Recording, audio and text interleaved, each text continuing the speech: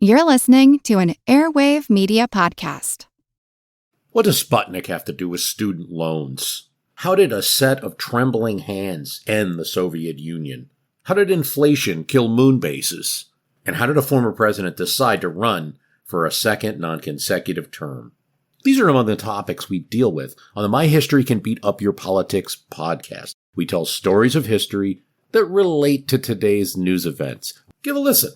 My History Can Beat Up Your Politics, wherever you get podcasts.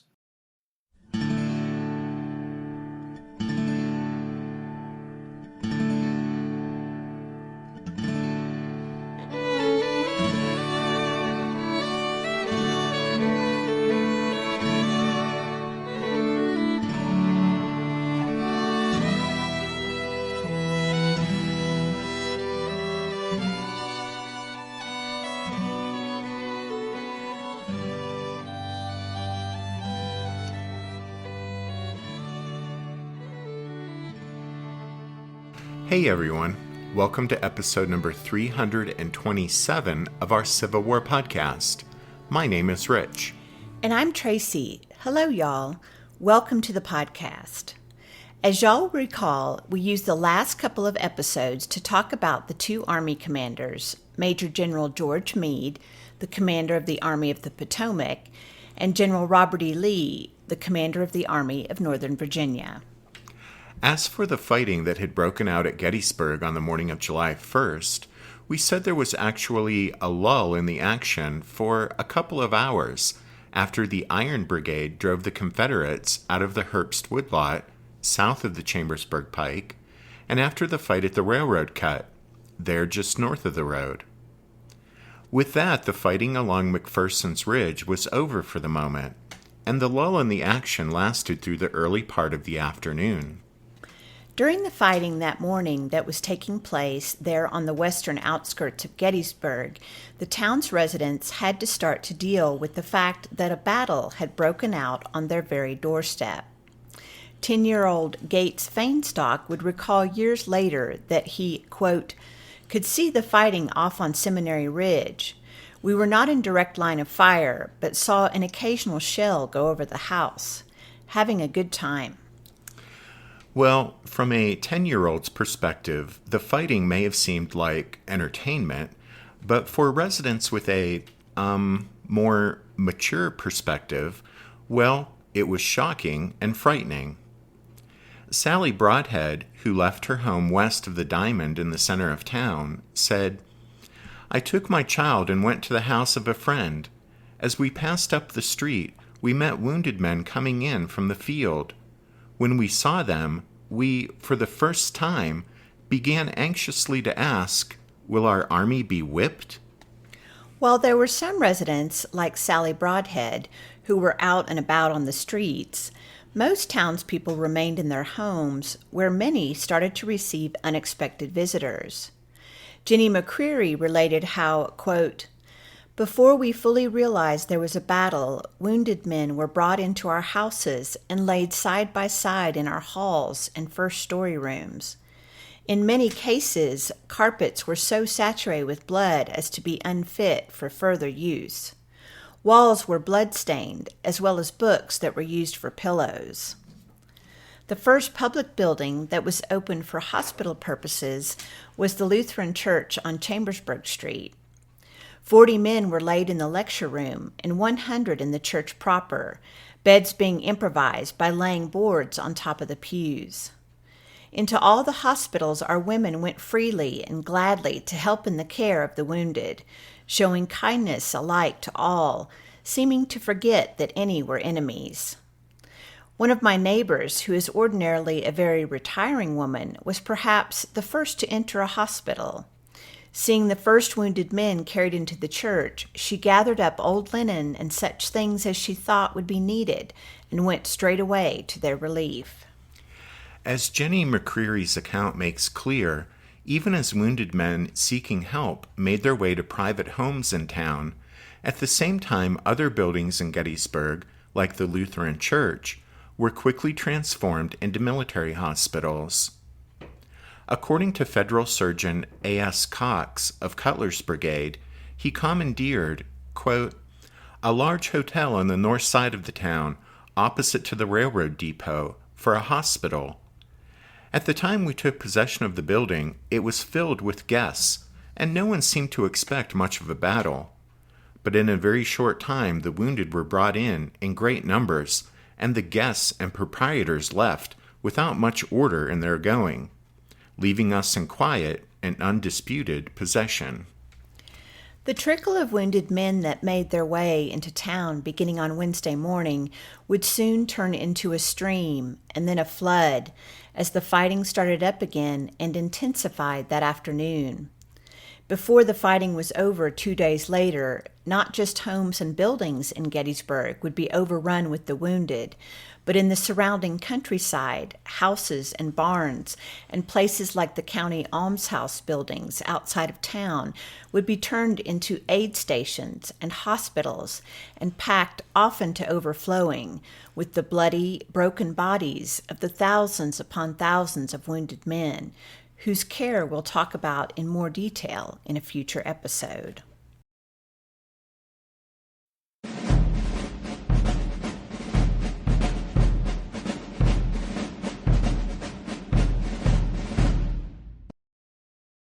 In military terms, the first day's battle at Gettysburg is defined as a meeting engagement. In other words, it was no set-piece battle that both commanding generals had prepared for, but instead it was an improvised, unplanned-for affair, with units of both armies arriving on the field at different times throughout the day, and for the most part, entering the action either division by division or brigade by brigade. What we've looked at so far, that is the combat on the morning of July 1st, was just the start of what proved to be a fierce, day-long fight. As the hours passed that Wednesday, additional forces arrived on the battlefield north and west of town, so that, as we'll see, by day's end, the soldiers of 4 Confederate divisions, 2 from Hill's Corps and 2 from Ewell's Corps, will have slugged it out with the men of 2 Federal Corps, the 1st and 11th. As you guys will recall, back at the end of episode number 324, we talked about what happened in the immediate aftermath of the fighting in the Herbst woodlot and at the railroad cut, as, on the Confederate side, Harry Heath reorganized his division after Archer's and Davis's brigades had both come tumbling back, and Dorsey Pender brought the men of his division forward, positioning them astride the Chambersburg pike, closer to the front line. Having reset his division, Heath then did what he probably should have done earlier. He waited for further instructions. Meanwhile, on the Federal side, Abner Doubleday, who, as senior division commander, had taken command of the 1st Corps when John Reynolds was killed, took advantage of the lull in the action to sort out and strengthen his lines on McPherson's Ridge. Again, we'll just remind you that at the end of episode number 324, we talked about the arrival of the rest of the 1st Corps and the positioning of those units, so we won't go over it again here, except to repeat that when Doubleday inherited command of the Corps upon the death of Reynolds, he had no knowledge of Reynolds' plans or intentions. Doubleday could only assume that Reynolds had intended to hold this position on McPherson's Ridge west of Gettysburg, and so Doubleday determined he would now do all he could to hold on to it. At the end of that show, we said that for the moment, on the Federal side, the 1st Corps stood alone at Gettysburg, but help would soon be arriving in the form of Major General Oliver Otis Howard's 11th Corps. The 11th Corps had set out from its campsites near Emmitsburg, Maryland, about 8:30 that morning, with orders to follow the 1st Corps to Gettysburg. To ease the congestion on the roads and to speed the march, Howard had one division, under Francis Barlow, follow in the footsteps of the 1st Corps up the Emmitsburg Road, while his other 2 divisions, under Carl Schurz and Adolph von Steinwehr, approached Gettysburg along the Taneytown Road. At age 32, Oliver Howard was the youngest Corps commander in the Army of the Potomac. He was a military professional, a member of the West Point class of 1854, but he was also a deeply religious man and fervent abolitionist. And before the start of the Civil War, while teaching mathematics at his alma mater, he had also been studying theology with an Episcopal priest, with the idea of going into the ministry. However, with the outbreak of war, he set aside any ministerial plans and devoted himself to the Union cause. Although his religious beliefs and being an abolitionist didn't exactly make him the most popular man in the Army, either with his fellow generals or with the men he commanded, no one could doubt Howard's personal bravery. His right arm had been shattered the previous year at the Battle of Fair Oaks outside Richmond, necessitating amputation. Rising from regimental to brigade and later to division command, Howard was appointed commander of the 11th Corps in April 1863. We'll talk more about the soldiers of the hard-luck 11th Corps in a later episode, but for now we'll point out that about half of Howard's soldiers were either German by birth or ancestry, and as such they had suffered greatly from the prejudices of the men in the Army's other corps, and were unfairly scapegoated for the Union disaster at Chancellorsville. On the morning of July 1st, Howard had ridden ahead of his men, wanting to get to Gettysburg to consult with John Reynolds, when, along the way, one of Reynolds' aides galloped up and breathlessly informed Howard that there was fighting going on at Gettysburg, and Reynolds' orders were for him to bring his men up to the town quickly. Howard sent messengers racing off with instructions for his division commanders to hurry along their columns, and then he continued making his way toward Gettysburg. Late that morning, when still several miles from town, the 11th Corps got those hurry-up orders, and the officers put their men to the double quick to get to Gettysburg as quickly as possible. In the ranks of Howard's jogging, panting, sweating men was Sergeant Amos Humiston. In many ways, the 33-year-old Humiston was typical of the older soldiers who had joined the Union Army in the second year of the war. He had thought of enlisting in 1861, but he was a family man with a wife and 3 children, and it seemed his duty was to stay home and take care of them. However, setbacks in the summer of 1862 prompted Abraham Lincoln to issue a call for 300,000 more troops, an initiative that was met with one final patriotic outpouring of enlistment, including many men who, like Humiston, had hesitated at the first call because of family responsibilities. All across the North, husbands and wives held hushed and earnest conversations after children were in bed, and concluded that if their country needed men that much, then maybe the man of the house had better go. The surge of enlistments was celebrated by James Sloan Gibbons' popular song, "We Are Coming, Father Abraham, 300,000 more."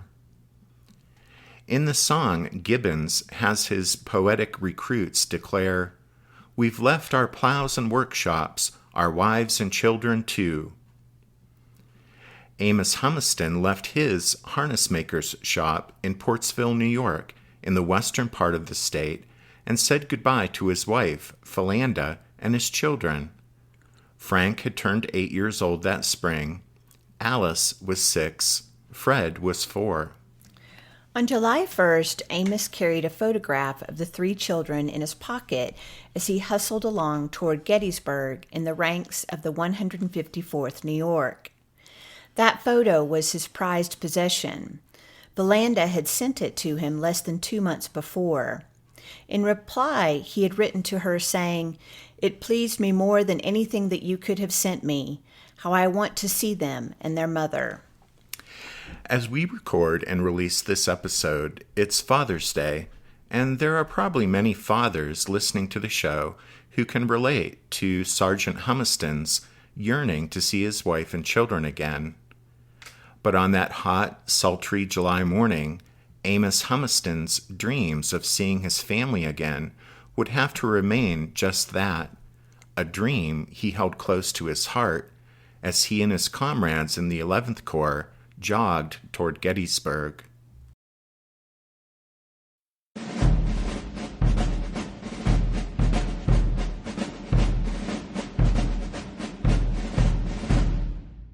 Did archaeologists discover Noah's Ark?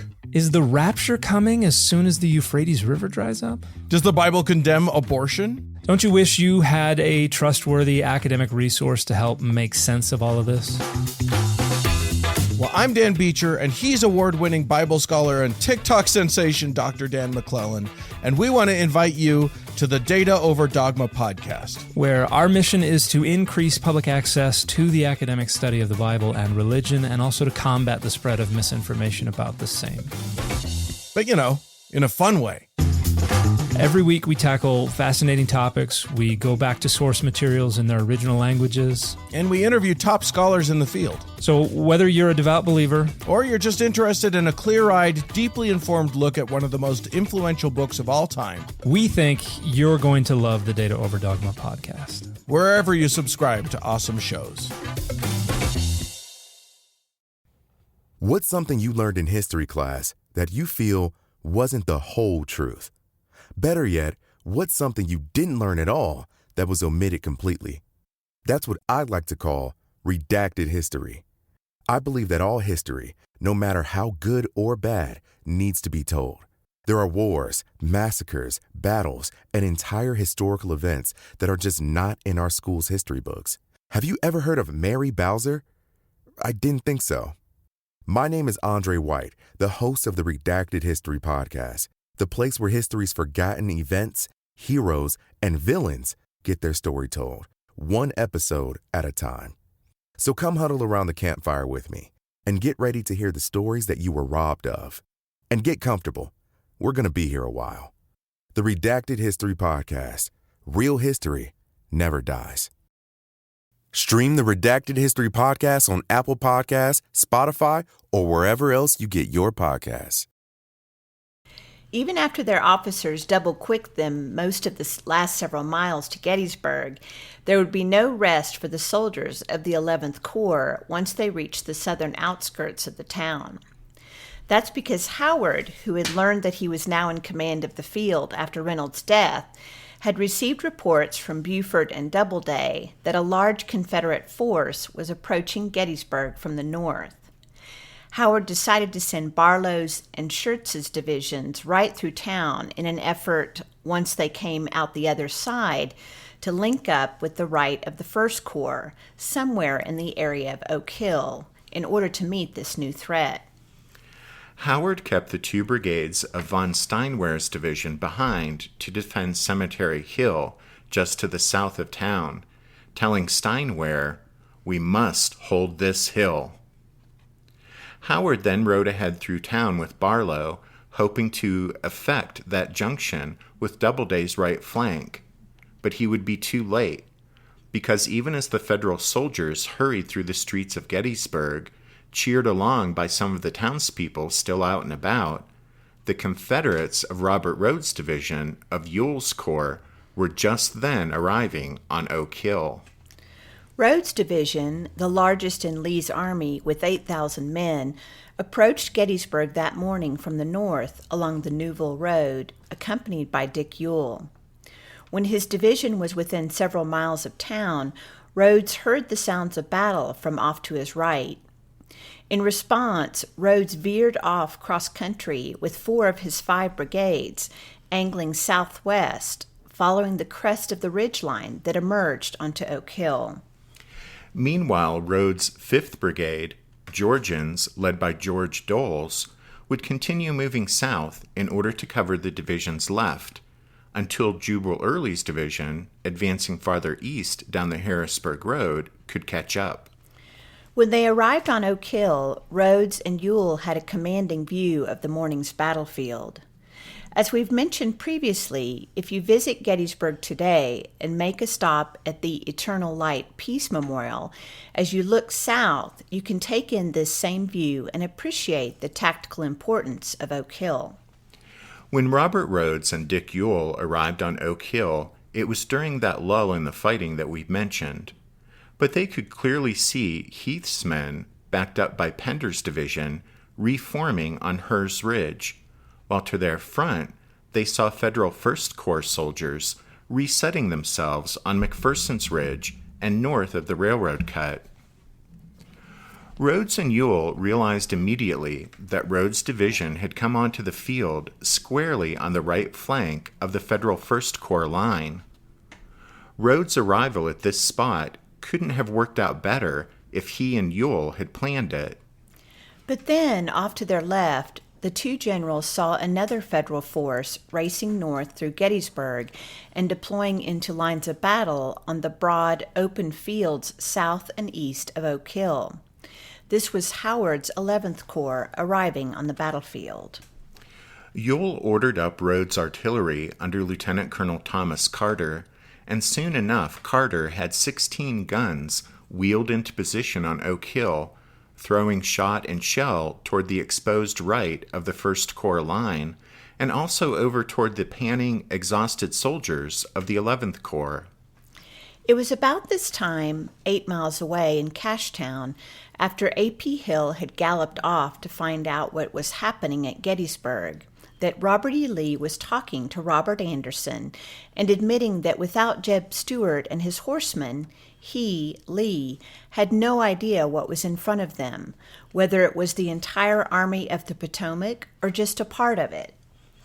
At much the same time, and much like Lee, George Meade was at his headquarters at Taneytown, 14 miles from Gettysburg, and trying to get a sense of what was happening from the reports he'd been receiving throughout the morning hours.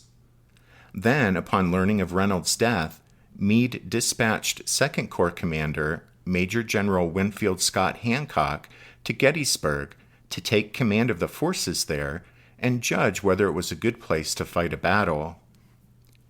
Hancock started the journey to Gettysburg riding in the back of an ambulance for several miles so he could examine some maps.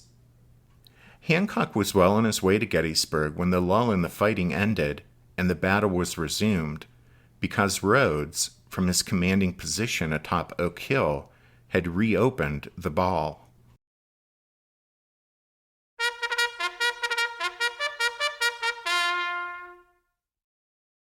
That means it's time for this episode's book recommendation. And our recommendation this time is The Generals of Gettysburg by Larry Tagg. We found this book to be a handy reference, and if you're interested in learning more about the over 130 brigade, division, and corps commanders who led troops at Gettysburg, then we recommend this book find its way into your Civil War library. Don't forget you can find all of our book recommendations if you head over to the podcast website, which is www.civilwarpodcast.org. Then we wanted to let you know that just yesterday we released Members Episode number 107. It's the 11th and last show in the Jeb Stuart story arc. And then, since we didn't record last week, we have quite a few new members to thank this time around.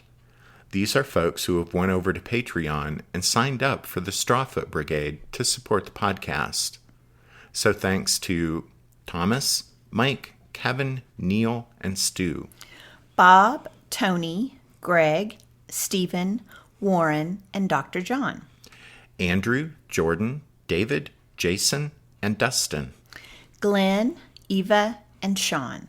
And thanks to Kyle, Michael, Robert, Jeffrey, and Greg for their donations. Thanks, everyone, for your support of the podcast. And thanks to all of you for listening to this episode of The Civil War, 1861 to 1865, a history podcast. Tracy and I do hope that you join us again next time as the fighting starts up again at Gettysburg on the afternoon of July 1st. But until then, take care. Thanks, everyone. Bye.